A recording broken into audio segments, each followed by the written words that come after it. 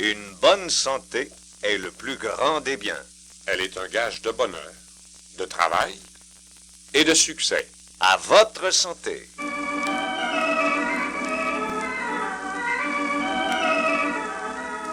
Le ministère fédéral de la Santé et du Bien-être social vous renseigne sur l'importance de la santé.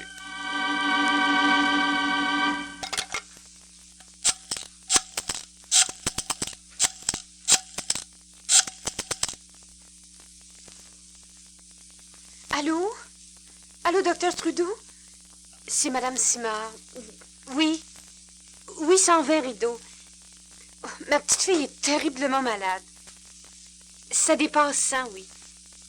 Puis elle a des crampes à l'estomac. Oh, je suis assez inquiète. Pouvez-vous venir tout de suite? Oh, je suis terriblement inquiète.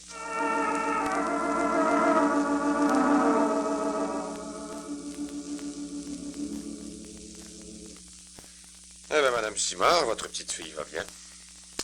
Un peu trop de soleil. Mais là, tranquille, pour un jour ou deux. Et vous allez voir que ça va s'arranger très bien. Ah, merci, docteur. Oh, j'avais tellement peur. Je voudrais pas vous appeler pour rien, mais qu'est-ce que vous voulez? Il fallait que je sache. Entendu, madame. Bon, ben, bonjour, hein. Et au revoir. C'est ça, bonjour, docteur.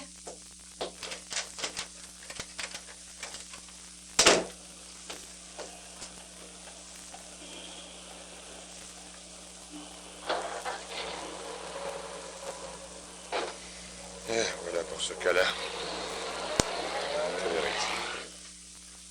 8h30. Encore une visite, et puis je retourne à la maison.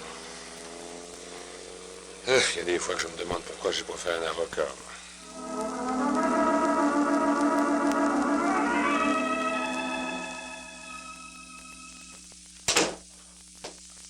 Je suis dans la cuisine. Ça sent bon, le bon café. Ça va être prêt dans une minute. J'arrive tôt ce soir. Il n'est que 9h15. Elle n'a pas trop de choses au programme aujourd'hui. Et comment va la petite Simard? Trop de soleil. Elle va survivre. Ça avait pourtant l'air bien urgent. Ah ben, c'est toujours urgent. Ah, pauvre chérie, tu dois être fatiguée. Non, ça va, je me plains pas. J'ai voulu être médecin, je le suis.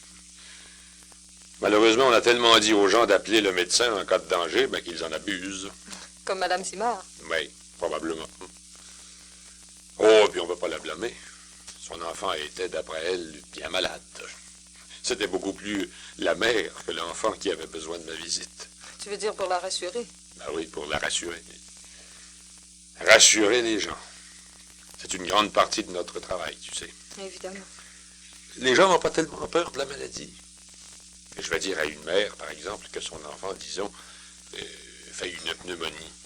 Elle va se mordre les lèvres et va faire tout ce qu'elle peut pour m'aider. On dirait que c'est pas tellement la maladie qui fait peur, comme la crainte de l'inconnu. Dès que la personne sait à quoi s'en tenir, même quand c'est grave, on dirait que le moral est déjà meilleur. Crois-tu que c'est parce qu'ils ne comprennent pas ce qui se passe? Possible. Mais c'est pas le pire, je t'assure. Tiens, le café prêt. Tu disais donc que le pire... C'est d'arriver en toute hâte et de ne pouvoir rien faire. Puis ça arrive souvent, tu sais. Je ne comprends pas. Merci. Ben tiens, prends le cas de M. Meunier l'autre jour. Tu sais, je t'en ai parlé. Il sortait de son bureau quand tout à coup il a fait une faiblesse. Ben, mon bureau n'est pas loin de là, en cours me chercher. Et j'arrive en toute hâte, juste le temps de saisir ma trousse.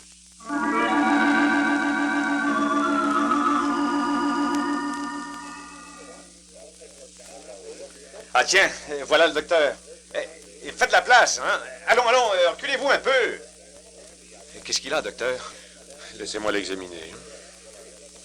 Pouvez-vous défaire sa cravate, s'il vous plaît?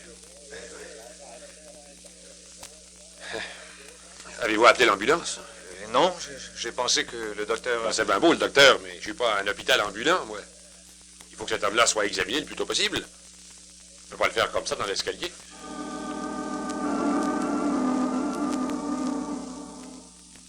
Ah oui, je me souviens maintenant. C'était une crise cardiaque, n'est-ce pas? Oui, c'est ça. Il avait eu bien des crises déjà, mais comme c'était la première fois que je le voyais et que je n'avais pas ce qu'il me fallait, je ne pouvais pas faire le diagnostic certain. Et même si j'avais été équipé, je ne pouvais pas le faire sur les marches d'un escalier. Dans ce cas-là, on n'avait pas besoin d'un médecin, mais d'une ambulance. Mais il est souvent urgent d'appeler quand même un médecin, tu ne trouves pas? Ah oui, certainement. Mais ça dépend quand. Dans un cas d'accident, par exemple. Oui. Oui, dans ce cas-là, si quelqu'un a une artère coupée et qu'il est en train de perdre tout son sang. Mais là encore, on pourra beaucoup mieux le traiter à l'hôpital, en lui donnant du plasma. Le médecin ne peut tout de même pas en avoir dans sa trousse. Et les cas de noyade? N'importe qui peut tout aussi bien qu'un médecin pratiquer la respiration artificielle. À quoi qu'il soit bon d'avoir un médecin sur place. Si quelqu'un fait tout à coup une crise, de la diphtérie ou de la pneumonie, je sais pas moi. Mais c'est entendu. Mais quand même si, lorsque les gens appellent le médecin, ils se donnaient la peine de dire de quoi souffre le malade. De donner une petite description des symptômes les plus apparents. Alors le médecin pourrait décider si c'est tellement urgent ou non. Oh, tu as bien raison. Je me souviens quand j'étais enfant, on faisait venir ce pauvre vieux docteur Blanchard à propos de tout et à propos de rien. On croyait toujours que c'était de la dernière urgence.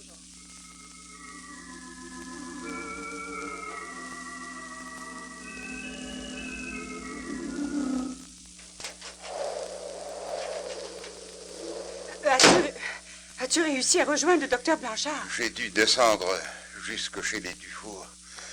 C'est la seule place où le téléphone n'est pas brisé. Oh, j'ai jamais vu une tempête pareille. La neige te souffle dans la face, c'est épouvantable. Penses-tu que le docteur Blanchard va être capable de venir quand même? Tu sais, Hélène est très malade. Capable de venir, lui? Le docteur Blanchard? Certain qu'il va être capable. Il va être ici n'importe quand maintenant. Il n'y a pas plus long à faire que moi. Je suis descendu jusque chez Dufour, je te dis. Je suis tellement inquiète, tu sais. J'ai tellement peur pour notre petite. Entendu? La voiture du docteur Blanchard. Je t'avais bien dit qu'il ne retarderait pas. Oh, merci, mon Dieu. Ça me soulage. Espérons que ça va soulager la petite aussi. Oh, rien que de savoir que le docteur est là, il me semble qu'elle va déjà beaucoup mieux.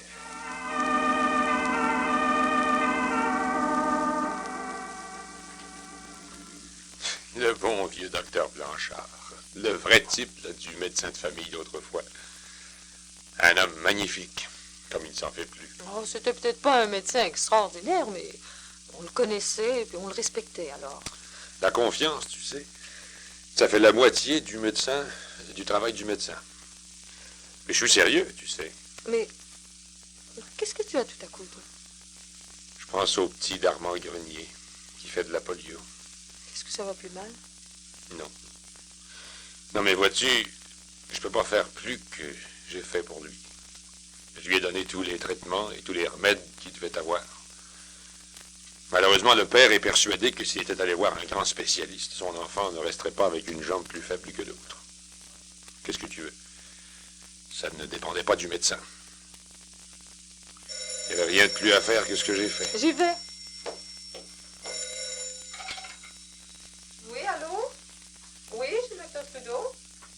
Un instant, s'il vous plaît. C'est pour toi. Ah, j'y vais. Oui, docteur Trudeau? Madame Andrieux, oui. J'y vais tout de suite. Non, non, vous ne pouvez rien faire pour le moment. J'y vais. Encore un cas urgent? Oh non. Non, une personne de 85 ans qui est malade depuis des mois. Elle est quasi inconsciente depuis une semaine. Je pense bien que c'est la fin.